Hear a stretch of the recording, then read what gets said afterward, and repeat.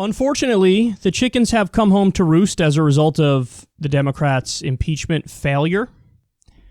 A new Gallup poll finds congressional Republicans with a higher approval rating than Democrats in the wake of President Trump's impeachment and acquittal in the Senate.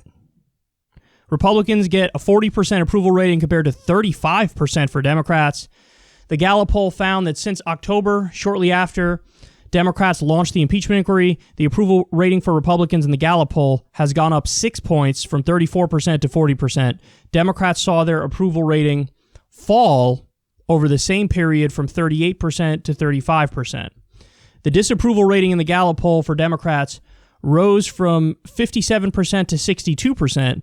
The findings are also significant. Since Gallup began polling of lawmakers in 1999, Democrats have tended to have a higher approval rating than Republicans. Oh my goodness. So this is somewhat unprecedented. Somewhat unprecedented. Now, I will say that with what's going on right now, namely a market crash and a global pandemic, these numbers are definitely subject to change because who's ever in power, whoever is in control during a situation like this, is usually going to get blamed. Not unfairly. I mean, that's pretty reasonable to blame them.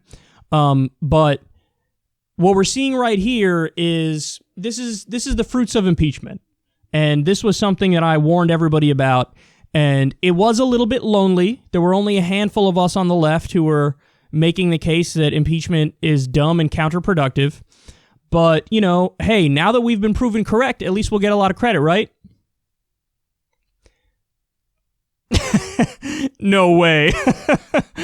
I want them to understand that anti-Trump shortcuts don't work. The way you beat Trump is with the hard work of focusing on the serious issues where he's terrible and Democrats are supposed to be good.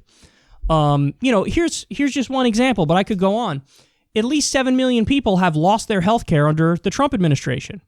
That fact alone, if the Democrats scream that in every interview, that fact would stick, and then people would go, you know, why are people losing health care under this guy? I thought he was going to make America great again. So, you know, it's bread and butter issues. It's the straightforward stuff. It's the stuff that everybody universally agrees are bad things that you focus on. But the crazy thing is, the Democrats ignore all of those things, and they go right to anti-Trump shortcuts like impeachment over a naughty phone call, and then they lose, and then they're surprised. And then, you know, now we're put in a position where the party, largely because of older voters, is trying to counter Trump with a guy that has severe cognitive decline. Thank you very much. You know, young people are probably never going to forgive you for continuing to screw over us and the planet moving forward. So this is important because, yet again, it's another lesson. It's a lesson the Democrats will fail to learn. But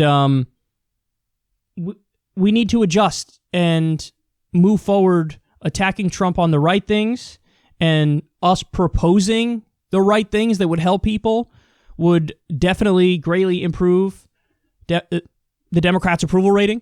So I fear we're not going to learn anything, and I'm nearly certain we're not going to learn anything, but Democrats still might be the beneficiary of the absolute chaos and mayhem that's happening right now.